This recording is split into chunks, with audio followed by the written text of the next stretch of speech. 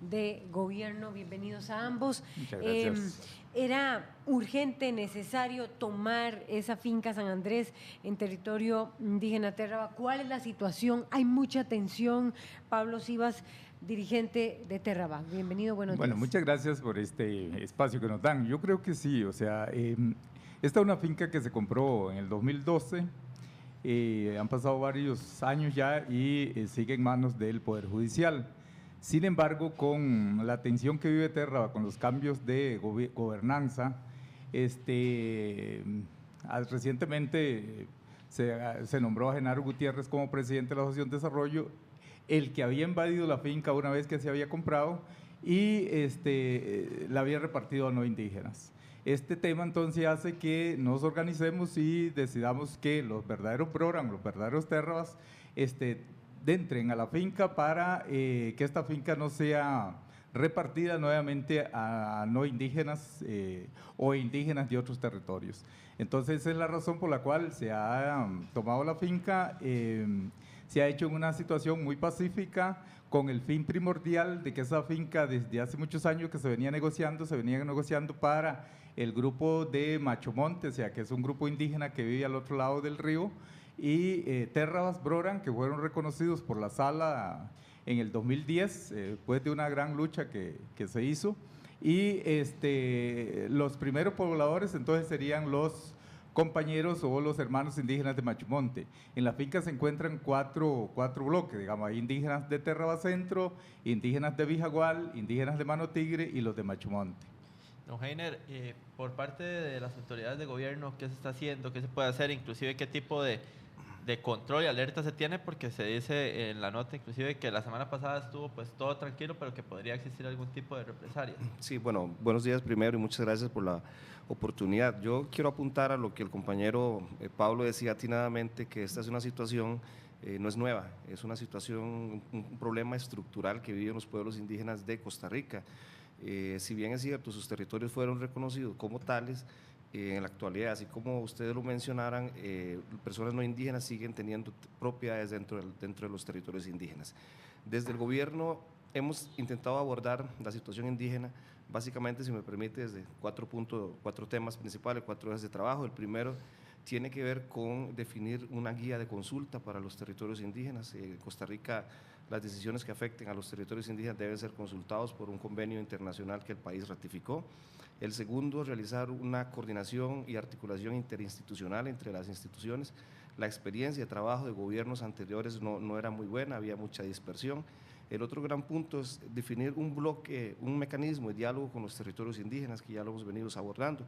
Y el último justamente tiene que ver con este tema, tiene que ver con la manera en que el gobierno aborda la situación sobre tierras y territorios, valga decir, en territorios indígenas. En esto estamos trabajando, digamos, en 2 líneas. En la primera tiene que ver con formular una política sobre tierras. Esto tiene que ver con el tema de definir límites, el tema de definir propietarios, quiénes son los poseedores de fincas en territorios indígenas, y por último, que es un proceso ya más a largo plazo, tiene que ver con realizar un proceso de, vamos a ver, bien sea de expulsión, ¿verdad?, de expulsión de las tierras indígenas, o bien sea también de pagarle a aquellas personas que de algún u otro modo tienen ciertos derechos a la tierra en los territorios indígenas. La segunda línea tiene que ver justamente con mantener una línea de alerta, porque efectivamente, como la nota lo dice, hay alertas, digamos, hay problemas, en cualquier momento se puede dar un enfrentamiento. Claro, puede haber un enfrentamiento. Han habido enfrentamientos entre las familias, entre el grupo Térraba, la comunidad Térraba, el pueblo Térraba y los finqueros blancos, como se denomina. Creo que sobre la tierra recientes no han habido enfrentamientos, pero en el pasado creo que sí hubo ya enfrentamiento, y no solo por la tierra, sino por otros derechos. Es decir, si hay una situación compleja, es una situación estructural de muchos años, no de 2 años, no tiene más de 50 años este tema, y si hay un peligro potencial ahí en la zona, hay que reconocerlo, pero para eso estamos realizando un trabajo de coordinación con la fuerza pública, ¿verdad?, para estar alerta que cualquier situación se genere. El tema de la tierra es un tema que los gobiernos han olvidado de por vida con los pueblos indígenas. Han creado leyes, decretos y un montón de jurisprudencia, pero solo en papeles. Esos papeles no se han cumplido nunca, y desde ahí se da la situación de que entonces genere una serie de roces difíciles en nuestros territorios. En el 2012, por ejemplo, en una lucha que estábamos por que se reconociera el decreto del sistema de educación, los no indígenas, conjuntamente con este compañero, que es un indígena, Genaro Gutiérrez, pero que es una persona que está aliada a los no indígenas, porque les certifica las tierras, porque les da bonos de vivienda, porque les da una serie de beneficios que por ley están prohibidos dentro del territorio. Entonces estos no indígenas entraron al colegio y hubo ahí pues hasta sangre ese día.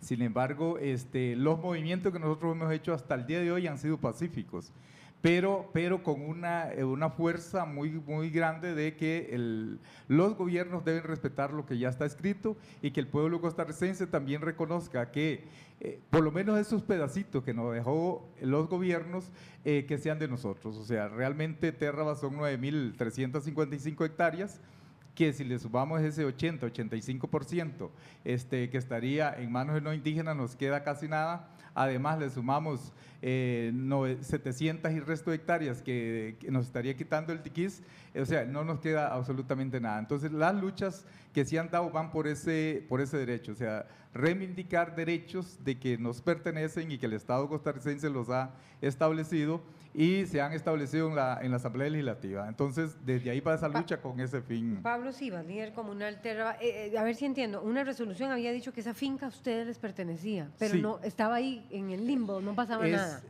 O sea, yo siempre he dicho que las tierras indígenas no es un pleito de indígenas y no indígenas. O sea, yo creo que es un problema del Estado costarricense. El no indígena en el año 2003, 2004, la metió la cobró al Estado a través de abogados.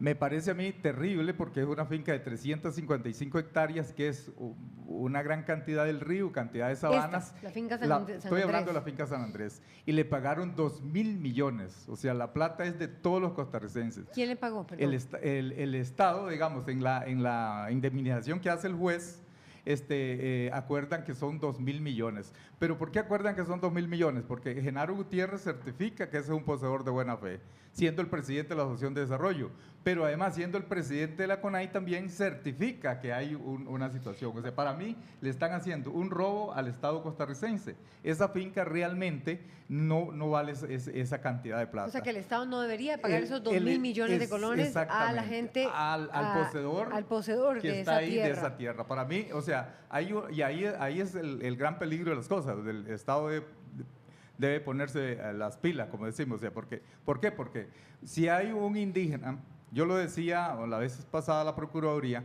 cuando me decían, es que las asociaciones de desarrollo las creamos con muy buena fe. Yo les decía, pero también los indígenas nos hacemos corruptos. Y entonces una persona que hace todo esto, sin embargo, siguen premiándolo con iniciativas, por ejemplo. Ahora nuevamente es el presidente de la Asociación de Desarrollo y nuevamente va a comenzar con los grandes negocios, ¿verdad? Por eso, pero entonces, ustedes, a raíz de esa resolución en la que el Estado debía pagar los 2.000 millones de colones, y que todavía me imagino no se han pagado. Sí, ya se pagaron. ¿Ya se pagaron? Ya se pagaron, sí, se pagó hace mucho tiempo, pero la finca sigue en manos del juez. O sea, nosotros hemos hecho muchas denuncias sobre esta situación y porque nos parece una barbaridad, o sea, que tierras indígenas… Ya está pagada y todavía no había sido trasladada. Y todavía no se haya trasladado. Reintegrada. Pues. Reintegrada al territorio indígena. Entonces, desde ahí es el peligro… Tomaron la decisión de tomarla porque sabiendo que si Genaro la tomó sin ser el presidente de la Asociación de Desarrollo, ahora la va a repartir con mucho más poder porque es el presidente de la asociación. ¿Será esta la práctica de alguna manera, Heiner Blanco, asesor de asuntos indígenas de gobierno, que van a tener que seguir llevando a cabo pueblos indígenas del país? ¿Situaciones similares se repiten en otros territorios o es el más conflictivo? Yo creo que es vamos a ver, un poco la situación actual ahorita es que el sistema político costarricense no ha tenido espacio para que los pueblos indígenas hagan sus procesos de reivindicación de tierras. Sí, están los espacios, Pablo lo decía, existen los mecanismos, pero ha estado dormido. Justamente por eso estamos intentando ahora llevar esa parte de procesos de reivindicación de tierras desde una política sobre tierras, que yo lo enfatizo ahora, con la definición de límites que a pesar de que los territorios están declarados, no saben mucha gente dónde, cuáles son los límites, no se sabe cuál es la condición de poseedor de buena o mala fe de las personas indígenas que están en los territorios, y no existe claridad entonces, por ende, de cuál es la cantidad que el Estado debería indemnizar a algunas personas que tienen No se derecho. sabe cuánto es la cantidad. No hay, porque ese proceso en 3 etapas no se ha podido llevar a ¿Y cabo. cuántas? Justamente sobre esa parte va uno de nuestros ejes de trabajo. Esos tres puntos: la delimitación, definir los poseedores de buena o mala fe y realizar un proceso de indemnización para aquellos que requieran de algún modo ser reconocidos sus derechos. ¿Se puede tener una idea de cuántos territorios están en esta situación en el país? El único, más bien, muy fácil, solamente hay 2 territorios probablemente que no tienen este tema. Es Telire, las montañas de Telire no tienen, y Tainí, el territorio indígena de Tainí, son los únicos que no tienen. ¿Dónde está, perdón? Eso está por Valle de la Estrella. Valle de las Estrellas. Pero de ahí para allá los Chirripó. territorios, Chirripó. sí, la situación de muchos territorios es crítica, como Pablo bien lo dice, es decir, hay territorios donde la tenencia de personas no indígenas es alta, y eso refleja nada más el abandono histórico que por muchos años ha tenido el tema indígena. Esta es una de nuestras justificaciones que nos hace intentar dejar institucionalizado procesos bien claros de por dónde el gobierno debe abordar la situación sobre la tierra indígena. Me queda poco tiempo. Hay casos en los que ya se indemnizó y están en manos del Poder Judicial, como sucedía con Yo esta creo finca. que el caso que solo conozco este caso ahorita, nada más, no conozco algún otro. Se hicieron, o sea, yo sé que a través de esta lucha hay varias fincas en Contiburica, hay una en Boruca y está la de Térraba. O sea, son procesos que para mí, o sea, hay un gran negocio. El problema es que hay un gran negocio que están haciendo con tierras indígenas. Y desde ahí yo creo que el Estado costarricense debe poner las pilas para que estos grandes negocios no se sigan ocurriendo. Pero también hay un gran abandono de los gobiernos, o sea, los gobiernos han abandonado a los pueblos indígenas y lo han dejado a la merced de lo que pase ahí. Nunca han ejercido ese poder. Yo diría que, por ejemplo, cuando entró este gobierno nuevamente, pensamos que iba a ser mucho más rápido, sin embargo el proceso es demasiado lento.